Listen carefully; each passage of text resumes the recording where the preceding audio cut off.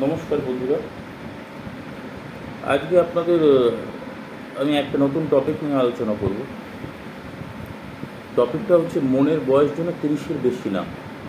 তা মনের বয়স 30-এর বেশি না হয় কথাটার মানে তাৎপর্য এটাই যে আমরা ধরুন আমার বয়স 40 বছর।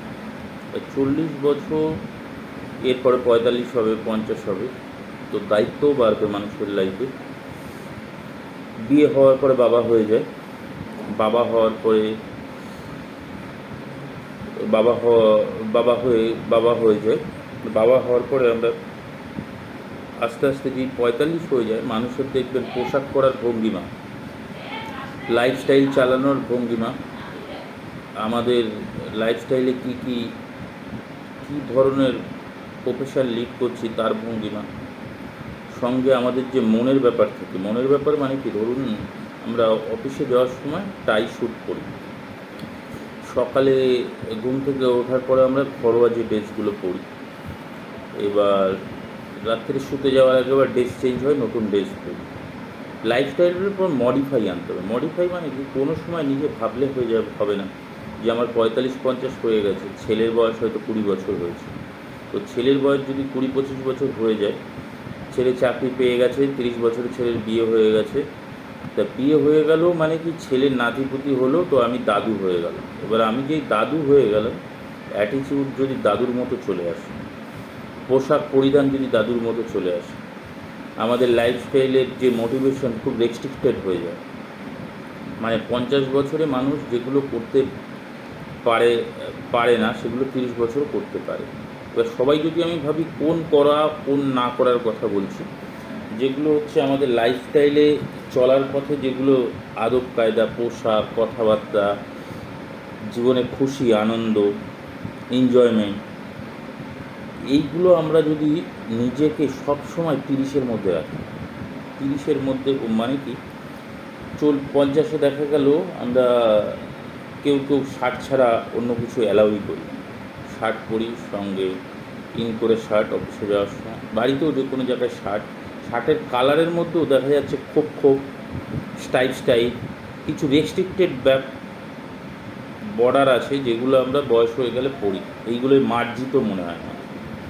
তো মার্জিত জিনিসটা অবশ্যই ঠিক, কিন্তু সব সময় দেখবেন একটা 30 বছরের ছেলেকে যদি আপনি শার্ট পরান, সে স্টাইল কেন, যে কোনো একটু এজেড ভারগাম্ভীর্য পূর্ণ শার্ট একটু খুবই কম পছন্দ। তারা গেঞ্জি পছন্দ করে, ডিজাইন পছন্দ করে, যেরকম ফুল ফুল আদব কায়দা, মানে ফুল ফুল ডিজাইন, তার মধ্যে নতুনত্বর কিছু ধারাবাহিক নিয়ম মেনে চলা, স্টাইলের কিছু নিয়ম মেনে চলা।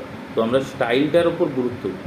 আর বয়স হয়ে গেলে আমরা কি মার্জিত রেসপেক্টের উপর গুরুত্ব দিই, সম্মান পাবো। এরম ড্রেস পরলে লোকে ভাববে যে আমি একটা বয়স্ক মানুষ, আমি ওর বাবা, আমার সমীহ করবে। সমীহর ব্যাপারটা সব ঠিক আছে, কিন্তু নিজের মনকে সবসময় 30-তে আটকে রাখতে হবে। মনকে যদি আপনারা 30-তে 35-এ আটকে রাখেন, দেখবেন, আমি একটা ভিডিও দেখেছি, 65 ইয়ার্স ওল্ড, তার স্টাইল কম্বিনেশন এখনও দেখে 30 বছরের ছেলেরাও ফলো করে। আদব কায়দা, পোশাক, তো চলার রুটিন, দৈনন্দিন শরীরচর্চা, খাদ্যাভ্যাস, এইগুলো। তা মনের দিক থেকে আপনারা যদি বিচার করেন, আপনার মনটাকে সবসময় 50-এ না নিয়ে যে, 60-এ না নিয়ে যে, যতই বয়স 60 হোক, 50 হোক, 40 হোক, আপনারা সেই জায়গার থেকে একটু ব্যাকে নিয়ে আসতে হবে। 30-25-এর মধ্যে সবসময় মনকে ধরে রাখতে হবে। ওই টিনেজারদের আদব কায়দা একটু ফলো করতে হবে, টিনেজারদের পোশাক একটু ফলো করতে হবে, যে টিনেজারদের লাইফস্টাইল একটু ফলোকে সবসময় নিজের মধ্যে। আমিও তো একদিন টিনেজারই ছিলাম, যতই আমার 50 হোক আর যতই আমার 60 হোক, আমার টিনেজার লাইফ সবার থাকে। তো আপনি টিনেজার লাইফকে যদি ধরে রাখতে পারে, তাহলে লাইফে দেখবেন আপনার আয়ু তো অনেক বাড়বে, আর সঙ্গে লাইফে চলার পথে রোগ থেকে আপনি অনেক অংশে পিছনে থাকবেন। দেখবেন বড় বড় রোগ, বার্ধক্যজনিত রোগ, পেন, আর্থারাইটিস, বিভিন্ন ধরনের ভয়াবহ রোগ, এই রোগগুলো আপনার খুব কমই হয় যদি আপনার মন চাঙ্গা। 30 বছরের একটা ছেলে, 25 বছরের একটা ছেলে মেয়ের মধ্যে যে উদ্যমতা, জোশ থাকে, সেই জোশটাকে আপনি হয়তো 50 বছরে পাবেন না, কিন্তু চেষ্টায় থাকতে হবে যে আমি ওদের সাথে কম্বিনেশনে মিলে চলব, মানে ওদের ফলো আপ করবো। তো আপনি নিজেকে সবসময় 30-35-এর মধ্যে ধরে রাখুন।